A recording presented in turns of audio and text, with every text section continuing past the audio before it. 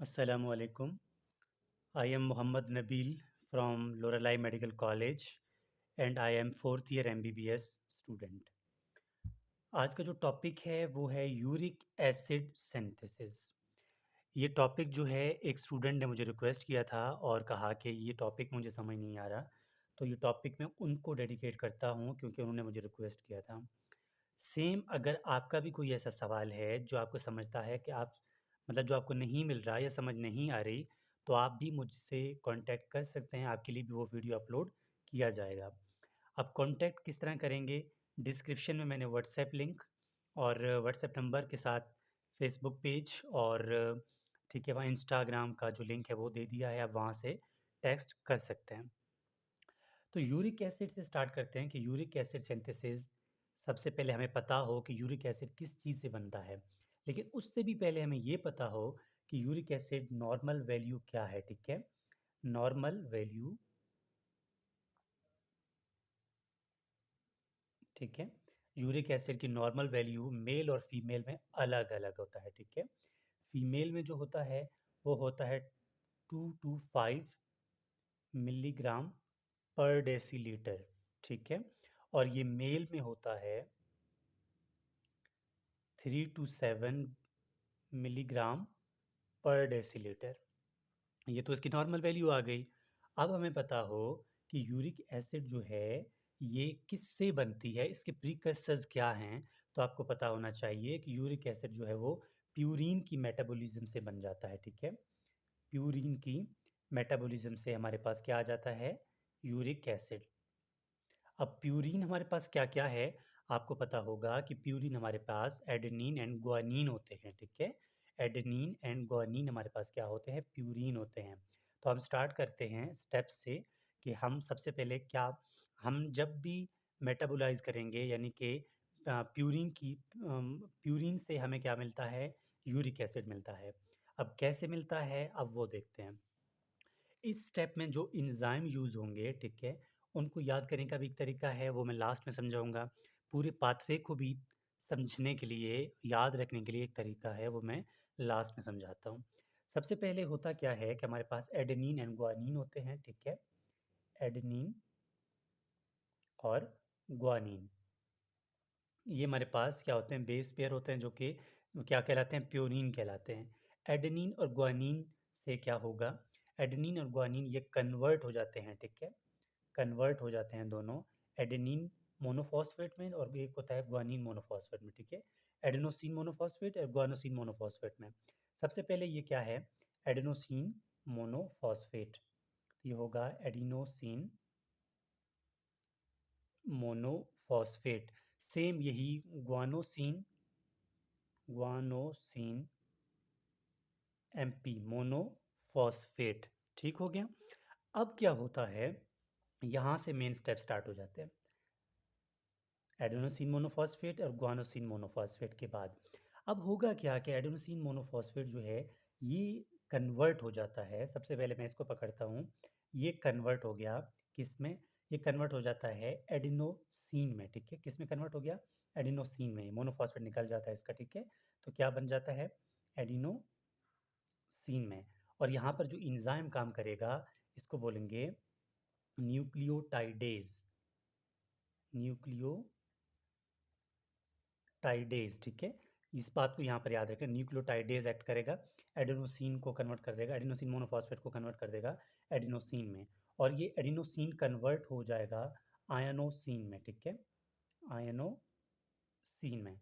और यहाँ पर जो एंजाइम काम करेगा वो करेगा एडिनोसिन डी अमाइनेज, यानी कि यहाँ पर क्या होगा? डी अमाइनेशन होगी। तो इसको नाम देते हैं एडिनोसिन, एंजाइम को नाम देते हैं adenosine D aminase. D aminase, ठीक है? एडिनोसिन डी अमाइनेज कन्वर्ट कर दिया किसमें इसने? आयनोसिन में। अब आयनोसिन कन्वर्ट हो जाता है आगे हाइपोजेंथीन में, ठीक है? किसमें हाइपोजेंथीन में कन्वर्ट हो जाता है।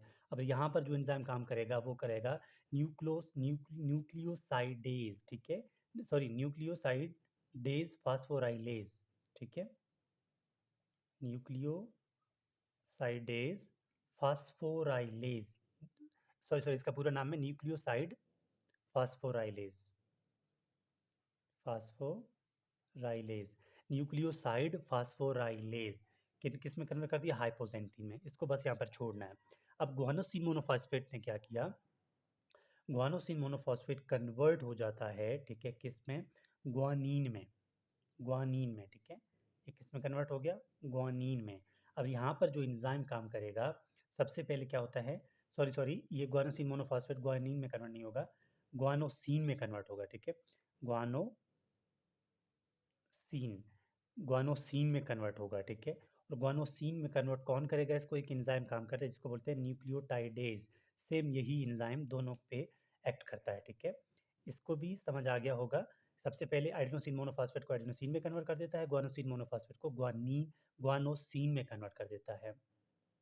अब ये गुआनोसिन जो है ये कन्वर्ट हो जाता है ग्वानीन में, ठीक है, ग्वानीन में कन्वर्ट हो गया।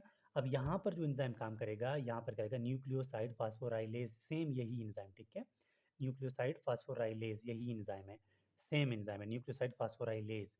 अब ये ग्वानोसिन यहाँ पर बन गया हाइपोजेंथीन और यहाँ हो गया ग्वानीन। अब ये यहाँ पर ये दोनों कंबाइन होते हैं, ठीक है, हाइपोजेंथीन और ग्वानीन। अब यहाँ पर जो इसको कंबाइन करेगा इस एंजाइम को बोलते हैं ग्वानोसिन, ठीक है, इसको बोलते हैं ग्वानेज, ग्वानेज एंजाइम, ठीक है। और हाइपोजेंथीन से जो एंजाइम इसको अगर लाएगा इसको बोलते हैं जेंथीन ऑक्सीडेज, जेंथीन ऑक्सीडेज। अब जेंथीन ऑक्सीडेज और ग्वानेज जो है इन दोनों को आपस में मिला देता है और बन जाता है जेंथीन, ठीक है, हाइपोजेंथीन और ग्वानीन मिल जाते हैं, बन जाता है जेंथीन, ठीक है। और जेंथीन पे एक एंजाइम ऐड कर देता है जिसको बोलते हैं जेंथीन ऑक्सीडेज, ठीक है। जेंथीन तो प्रोडक्ट हुआ पहले वाला, जेंथीन ऑक्सीडेज इस पे एक्ट कर लेता है और ये कन्वर्ट हो जाता है यूरिक एसिड में, ठीक है, यूरिक एसिड में। अब हमें पता चला कि यूरिक एसिड जो है किस तरह बनती है। अब मजीद इसको देखेंगे कि आगे क्या हो रहा है, ठीक है। अब आपको इतना पता हो कि यहाँ पर जो इंजाइम काम कर रहे हैं वो कौन कौन से हैं। NaNXG, तो इसकी इंजाइम का नाम हुआ NaNXG। तो ये इसके इंजाइम हैं जो कि काम करेंगे, ठीक है, NaNXG, ये आपने याद रखना है।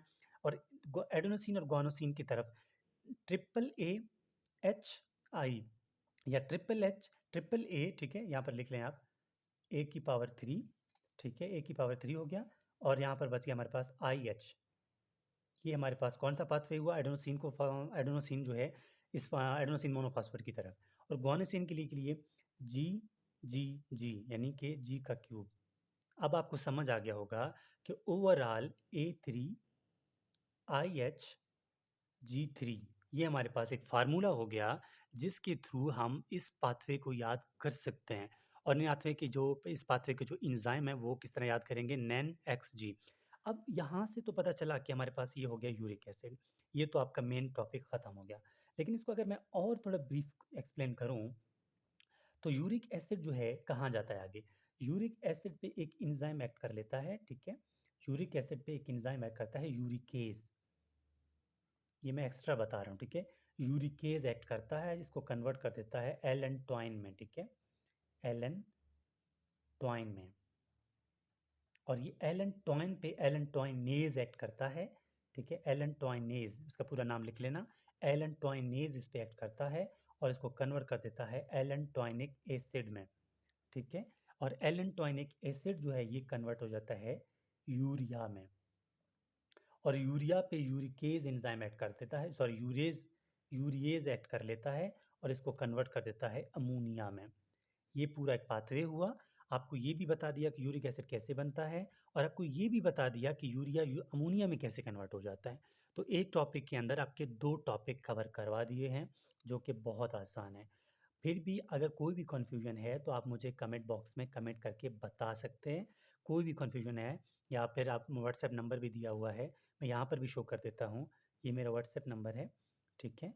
आपका कोई भी कन्फ्यूजन है तो आप व्हाट्सएप के थ्रू मुझसे कॉन्टैक्ट कर सकते हैं। तो होपफुली आपको टॉपिक की समझ आ गई होगी जो कि बहुत आसान है, और किसी भी टॉपिक के लिए कोई भी कन्फ्यूजन हो तो आप मुझसे टेक्स्ट कर सकते हैं। और इंस्टाग्राम का जो लिंक है वो भी डिस्क्रिप्शन में दे दिया है, आप वहाँ से टेक्स्ट कर सकते हैं। Thank you.